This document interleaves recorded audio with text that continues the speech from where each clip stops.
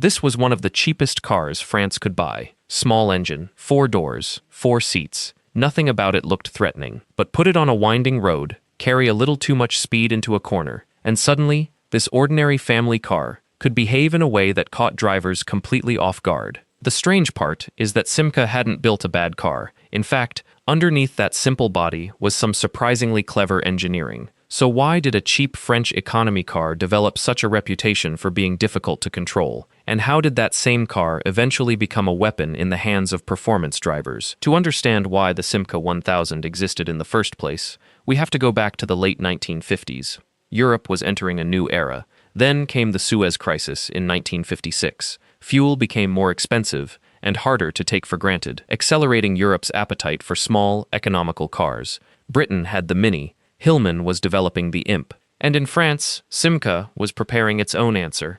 Inside the company, the project was known as Projet 950, but Henri Pigozzi didn't want another tiny car that simply happened to be cheap. He wanted something that could take on Renault's Dauphine, and he gave his engineers a deadline that sounded almost impossible. The car had to be ready for the Paris Motor Show in October 1961, not as a prototype, as a production car. That left the engineers at Poissy less than 18 months to turn the project into something customers could actually buy. Even the name was simple, Simca 1000, a name that sounded almost as ordinary as the car itself. But underneath that ordinary name was an engineering decision that would define the car's entire character. But Simca wasn't simply trying to make the smallest car possible. The engineers wanted the 1000 to be competitive. Under the rear bodywork was a new 944cc water-cooled 4-cylinder engine.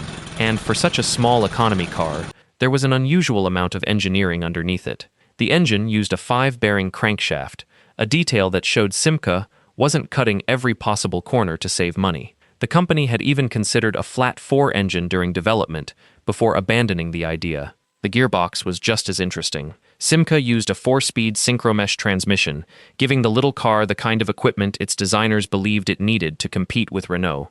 On paper, this was beginning to look like a very well-engineered small car. But then came the decision that would define the Simca 1000 more than anything else. The engine went behind the passengers. The gearbox went with it. That meant the front of the car was left remarkably light, while a large proportion of the car's weight was concentrated at the rear. And at first, that seemed like a clever solution. The rear wheels had plenty of weight over them. That meant good traction. The front wheels had less work to do, and the steering could feel light and responsive. But there was a side effect, a very important one. The Simca 1000 ended up with roughly 35% of its weight at the front and 65% at the rear. And that number would eventually become one of the most important facts about the entire car, because the same weight distribution that helped the Simca put its power down could also make the rear of the car surprisingly difficult to control. But you wouldn't necessarily notice that during ordinary driving. The real problem appeared when the car was pushed into a corner. The dangerous moment didn't come from having too much power. The Simca 1000 didn't have enough power for that. It came from what happened when the driver suddenly lifted off the throttle in the middle of a corner. In a normal front-engine car, lifting off can shift some of the car's weight toward the front. But in the Simca, there was already a huge amount of weight sitting at the rear. As the driver lifted, the rear tires could suddenly lose some of the stability they had a moment earlier. And once the rear started to rotate, the light front end could make the car feel extremely eager to change direction. This is known as lift-off oversteer. The important thing is that it didn't require a huge mistake.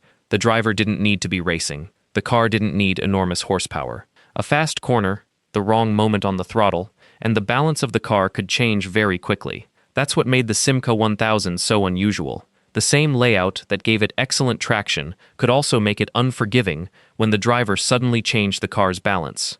And this wasn't simply a problem invented by modern enthusiasts looking back at an old car. Period road tests criticized aspects of the 1000's handling, and Simca continued developing its suspension during the car's early production years. But despite those criticisms, something surprising was happening. People were buying the car in huge numbers. By the end of 1962, Simca had sold more than 154,000 examples, so the company had a strange situation on its hands. Its little economy car was commercially successful. It was technically clever, but pushed hard, it had a character that demanded respect. And then someone realized that this character might not be a weakness after all. It might actually be an advantage. Because if you knew how to drive it, the Simca's biggest weakness could become its greatest strength. A rear-engine layout gave the little car something most economy cars simply didn't have: traction. With the engine and gearbox behind the driver, the rear tires had plenty of weight pressing down on them. That made the Simca surprisingly effective when accelerating out of tight corners, and once drivers learned how to work with the car's unusual balance, the 1000 started to look very different. It wasn't just a cheap family car anymore. It had the ingredients of a lightweight performance machine. In the early 1960s, Simca's relationship with Abarth helped push that idea further. The Italian performance specialists began transforming the little French sedan into something much more serious: more power, less weight, more aggressive suspension. And suddenly, the same car that could surprise an ordinary driver on a mountain road was becoming interesting to people who actually wanted to go fast. But there was a problem. Simca was about to change hands. In 1963, Chrysler acquired a 64% stake in Simca. Henri Pigozzi, the man who had pushed the 1000 into production, gradually lost his influence. Simca's long relationship with Fiat began to unravel, and the company's connection with Abarth became increasingly complicated. For a moment, it looked like the sporting version of the Simca 1000 might disappear before it had really begun. But the idea was too good to abandon. Simca's own engineers kept developing it, and by the end of the decade, the little economy car was about to receive a transformation that would completely change how people saw it. In 1970, Simca gave it a name that made its intentions very clear. The Rallye name changed the way people looked at the Simca 1000. This was no longer just an economy car with a little extra power. Simca was now deliberately turning its smallest model into a driver's car. The formula was simple: take the compact rear-engine layout, give it a larger engine, improve the suspension, reduce weight where possible, and make the driver work with the car instead of simply pointing it down the road. The first Rallye arrived in 1970. Then came the Rallye 1, and eventually the version that became the star of the range, the Rallye 2. Its engine grew to around 1.3 liters, producing roughly 82 horsepower. That might sound modest today, but remember what this engine was pushing: a tiny, lightweight car with the engine sitting behind the rear axle. The result was a machine that could be extremely quick on tight roads and circuits. And unlike the ordinary 1000, the Rallye 2 wasn't trying to hide its personality. It was built to be driven hard. Nearly 16,000 Rallye 2s were produced, making it one of the most successful sporting versions of the entire 1000 range. And suddenly, the car's strange handling characteristics made much more sense. In the hands of someone who understood the balance, the rear-engine layout wasn't simply something to fear. It could be exploited. The driver could use the weight over the rear wheels for traction, rotate the car into tight corners, and control the movement with throttle and steering. The very characteristic that had made the ordinary Simca 1000 intimidating had become part of its appeal. The car hadn't changed its basic personality. The drivers had simply learned how to use it, and that was the real transformation of the Simca 1000. It had started life as a cheap way to get a family from A to B. Now it was becoming one of France's most entertaining little performance cars. But the Rallye 2 wasn't the end of the story. Simca continued pushing the formula further. The Rallye 3 became the most extreme factory-developed version of the 1000, taking the basic idea of the little rear-engine sedan and pushing it much closer to a competition car. And by this point, the Simca 1000 had become something its designers could hardly have predicted back in 1961.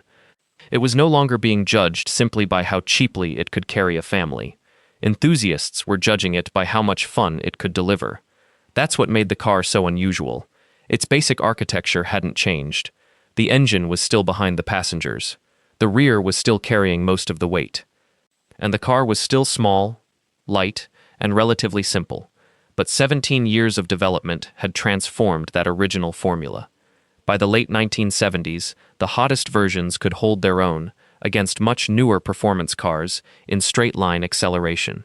Cars like the Volkswagen Golf GTI had helped define the new generation of European hot hatches, yet the tiny Simca could still surprise them.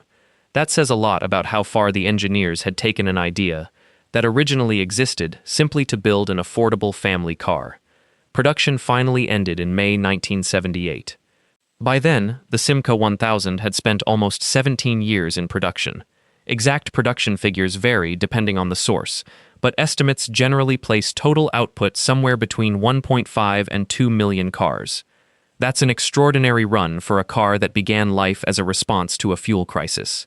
But its ending was almost as strange as its beginning, because when Chrysler finally moved on from the 1000, it didn't create the kind of successor you might expect.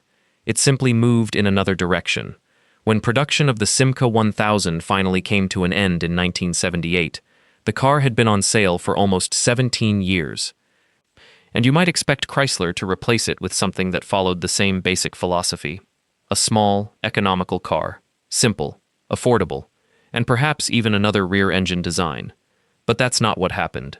By the late 1970s, the European small car market was moving toward a completely different formula. Front-wheel drive was becoming increasingly important. Manufacturers wanted more interior space without making cars dramatically larger, and Chrysler had another problem to solve. Its British operation still needed a replacement for the aging Hillman Imp. The answer was the Chrysler Sunbeam. But despite taking the place of the Simca 1000 in the company's lineup, the Sunbeam wasn't really its successor in engineering terms. It used a completely different layout and borrowed heavily from existing Chrysler components. The little rear-engine Simca had simply reached the end of the road, and that's what makes its disappearance so strange. The car hadn't been a commercial failure. It hadn't been a short-lived experiment. It had sold in enormous numbers. It had survived multiple changes in ownership, and its basic design had proved capable of becoming everything from an ordinary family car to a serious performance machine. Yet when the company finally moved on, there was no direct continuation of the idea. 17 years of development ended with a car that had no real heir. And perhaps that's why the Simca 1000 is so easy to underestimate today. Because when you look at one sitting quietly at a classic car show, it doesn't look like the beginning of an important story. It just looks like a small, ordinary French car. But it wasn't ordinary at all. The Simca 1000 was never supposed to become a legend. It was designed to be affordable, economical, practical, a simple car for ordinary families. But the engineers behind it made one unusual choice that gave the car a personality far beyond what its price suggested. The engine went behind the passengers. The rear carried most of the weight. And under the wrong circumstances, that balance could catch a driver off guard. That same layout, however, also gave the car excellent traction and the potential to become something much more serious. 17 years later, the humble Simca 1000 had gone from economy car to performance machine. Millions were built. Thousands of owners simply used them as everyday transportation, and a smaller number discovered what happened when you pushed one hard. That's what makes the Simca 1000 so fascinating. Its greatest weakness and its greatest strength came from the same place. It was never the fastest car, never the most expensive, never the most glamorous. But underneath that ordinary badge was an engineering idea that gave the car a character all its own. And maybe that's why, decades after production ended, the Simca 1000 still deserves to be remembered. Because sometimes the most interesting classic cars aren't the ones everyone wanted. They're the ones nobody expected to become legends.